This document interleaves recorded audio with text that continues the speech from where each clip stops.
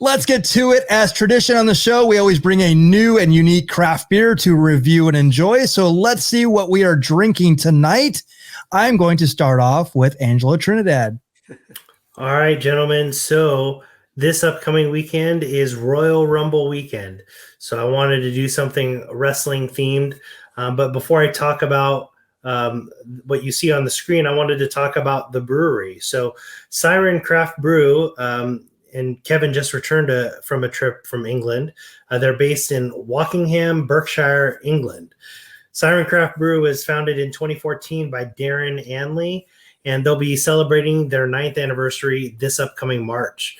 So the beer I want to talk about is the Royal Crumble sour beer.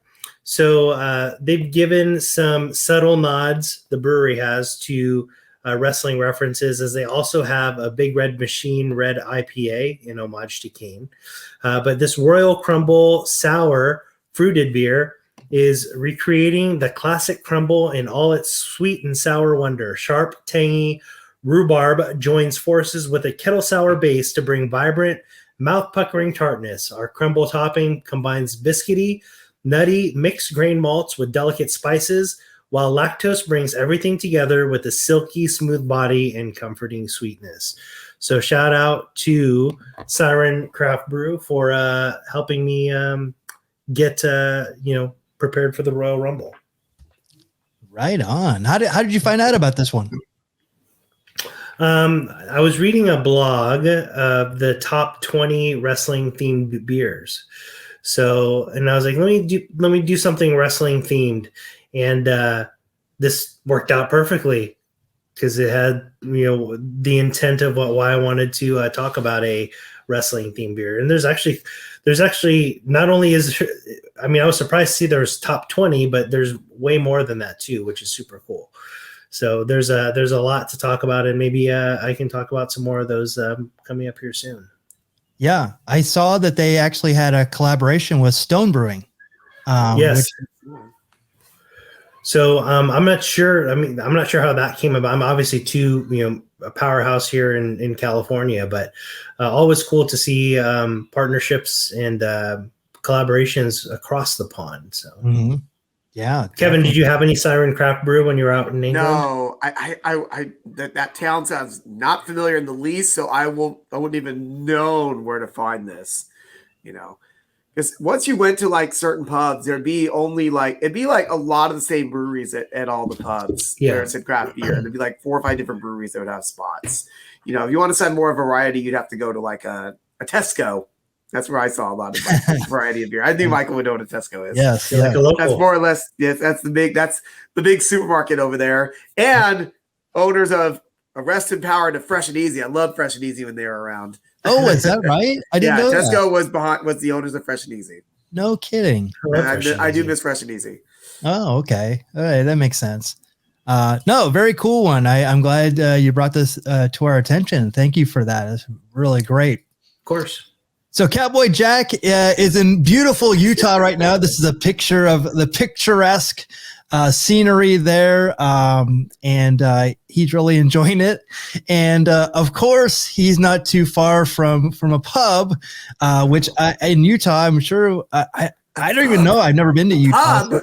Was it a pub or was it just a restaurant? Oh, I don't know, but come on, pub.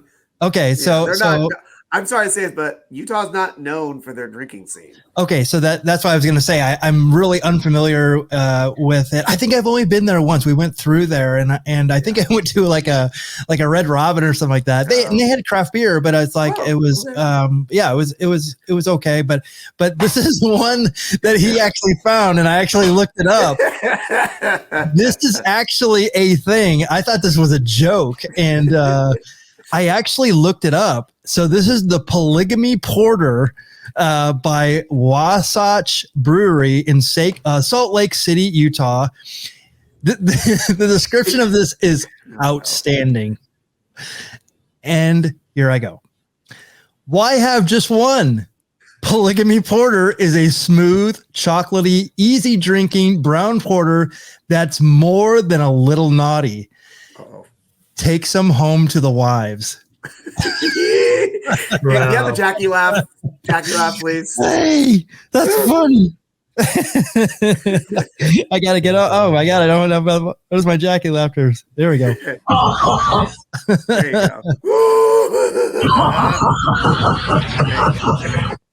That's good. Oh my god! Like I can't even believe this exists. I seriously thought this was a joke. Like I like that. There's like alcohol, like slushies in the background. He's actually found a bar. Cause I don't know if it was true, but I remember it'd be like, I remember hearing at one point you had to like get a certain like membership card to even go into like the breweries that existed in Utah. So I'm guessing that might have opened up more over the last like decade or so. But I only know if I've been to Salt Lake. I don't think I've been to Salt Lake. I've been to parts. Yeah. I've driven through Utah, but I've never really like stopped by anywhere. Yeah, and it's strictly rumor, but I mean, I was also under the impression like you could only buy like beer during certain times of the day. You couldn't buy it on the, certain times in the weekend. I was like, I've heard all the rumors, but I didn't know what was true and what wasn't. So it's like those dry counties in certain places, right? Outside of California for sure. Yeah. So at least they have a sense of humor. So it's like that was refreshing to see. I doubt that head brewer is Mormon. I'll just leave it at that. Right. That's a given. I'm sorry. I'm really going on a limb there. So Kevin, tell us about your beer. Oh goodness. So I went to Stereo Brewing Company. They're based out of Placentia, California. A little, the kind of like northeast part of Orange County. And I know I had a beer there before called do I say it like the song? DeBesa! There you go. Pixies. So their thing is they like to do music themed names with their breweries and their different styles and things like that. And so this past Saturday was their 6th anniversary party. So I was like, well, let's go check out what they have. I had a couple of beers, met up with a friend of someone, a person who's become a friend who's a fan of ours from the blog, knew me from the wrestling days, and I'm just checking everything out. And this is their special they made for the occasion. I have not opened this up yet. You'll see why in a moment. And just to give you an idea of how wide the range is, Michael, they I had a beer called Perfect Day, which was named for a Lou Reed song. They've had in the past a beer called Blonde on Blonde for Dylan. Okay. I think there's more modern. I don't think there's much modern music before, but it's like, what's the other one I had? I had a beer called Forever Changes for an album by a band called Love that would have came out in the late 60s. I'm like, all right, I'm down with all this stuff. Okay, yeah. Because I'm old. I was only 125 when these music was coming out in the 60s, So I was in my prime. But more or less, the guy behind this company is named Rick. He was a brewer, I think, at Left Coast and Firestone, and he had to find his own place. And I think, when asked why open a brewery, he simply says, because I can't do anything else. Oh, there you go. Before he went into brewing, he apparently was a Deadhead. He would go to Grateful Dead shows and follow him around. That back when that was a thing before Jerry Garcia passed away. But I'm just going on that tangent there. But hey, I've enjoyed everything I've had there. So here we go. This is their Year 6 Imperial Stout. We wanted to release something big to celebrate 6 years of Stereo with a fresh Imperial Stout. We used 12 different roasted malts for added complexity and character. The result is a midnight black beer with flavors of both milk and dark chocolate, toffee, and a slight warming heat at the end. So here's where the joke comes in.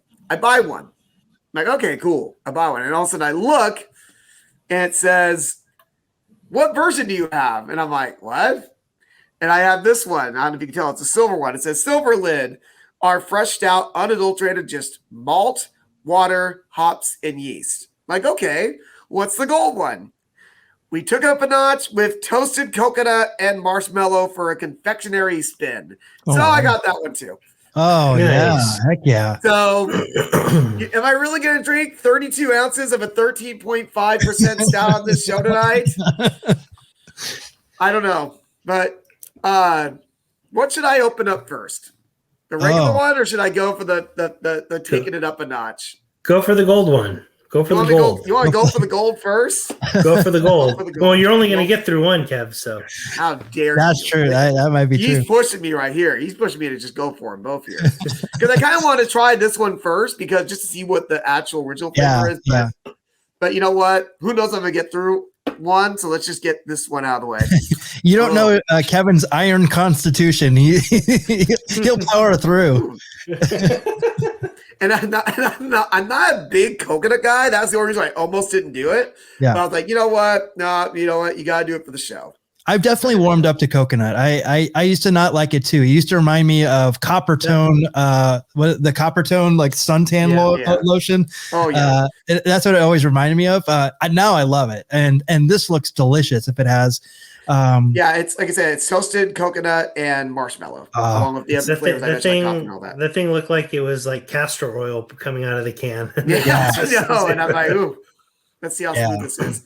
And so, 13.5%. Wow. I'll try and see if there's a. Because 13 wasn't strong enough, right? No, exactly. Right, 13.5.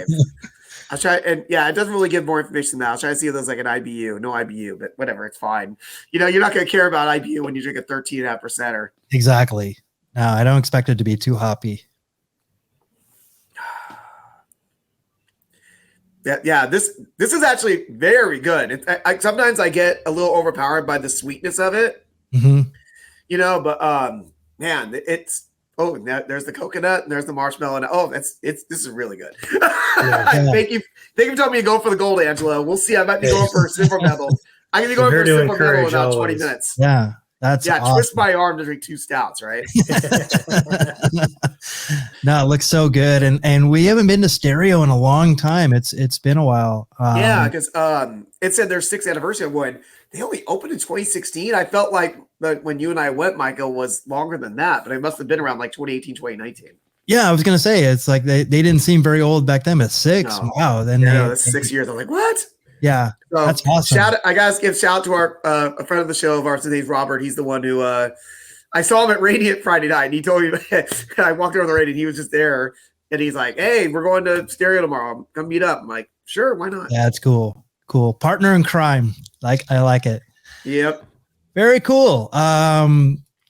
So my beer is I'm sorry, Kevin. I'm gonna have to say it was gifted to me by my other Kevin in Arizona, and he actually gave me 6 Arizona beers. Nice. And this was one of them. I was really surprised about this one because I upon first glance, I'm just like, I don't know if you can see it in this picture or not, but it's actually from a place, and I have to stop because it's called the Shop Beer Company. Yes. It doesn't seem it because I was thinking it's the Beer Shop Company, but it's actually the Shop Beer Company. But I guess there already could be a place called the Beer Shop Company. Exactly. It seems like pretty. And we went to a place by us in Anaheim called the Beer Co. I don't know if it's a beer company or right. Co, you know. So this is the Church Music IPA. It is 6.7 ABV, 46 IBU. Now, the description of this is kind of interesting because it really doesn't describe it, but I'm going to read it anyway. And I'm going to read it in the voice that I think that it's supposed to be. Uh-oh. You ready? Yes, sir. You can hear that because the door was wide open. We told them to leave it that way. Sorry if it just sounds like noise.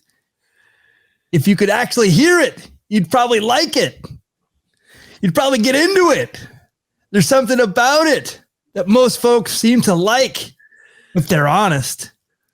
But if you can hear it clearly at first, if you simply hear noise and clamor, you're probably going to stay away. Don't. If you got the ears to hear, then come on, you're welcome. All are welcome. See, isn't that a sweet sound? It's church music. May your cup overflow with it, brothers and sisters. That is the description of this beer. Very good. Very good. Which I laughed because I thought it said church mouse. Like, oh no, church music. I was like, wait, what? Church music. Nice. So you know what, Michael? I feel like I'm gonna be able to see the light after if I had that beer. I'm gonna see the light. I'm gonna see the light anyway. Yeah, that's what we always used to say to each other. We go on Space Mountain when you first go up and you're going up the incline. You see this light coming at you. We're like, You see the light, brother. It reminds me of Blues Brothers when James Brown is the preacher in the church. Do you see the light? That's exactly what I mean. Yes, sir. Getting the band back together. Oh no, are we? Oh no, you don't want my band to get back together. Yeah, so my this band is of ruffians. Yeah, so this is good stuff. So it's a juicy IPA. Definitely an Arizona juicy IPA. I have that taste of it. I can just tell it's from Arizona, and I don't know what it is. A super tangible thing. I think it's just being, being so blessed and spoiled by the West Coast IPAs. I can definitely taste the Arizona influence on this one, and it's just it. But it's good. And I'm not trying to discount it in any way. But yeah, the Arizona influence is definitely here. So I want to say it's almost like a more of a German influence in the Arizona beers. I think I said that about some of Jack's beers. But I think that they have some of that more. I don't even know how to explain it to make it clear here. But it's just more of a German influence in some of the beers there. Whereas here there's definitely more of an IPA type of fruity flavor. And now it's like those even those porters, I mean, those are definitely different now. So we're getting a big mix. I actually, the next place I would love to get beers from that we haven't got a lot from is like the San Francisco Bay Area. Uh-huh. Yeah, it's been so long since I've had anything from up there. I was really liking that pre-pandemic. Yeah, there's not that many breweries you can find like casually down. Well, I mean, there's like bigger ones like the Anchor and right. Oh gosh, what's the number for the amendment? I can't. You think I would know? Oh, 21st Amendment. I helped write that amendment. You were in on that? Yes, of course I was. You think I wanted prohibition? Sure, I would make it a killing on the side, but hilarious. So some good beers tonight. Thank you for those.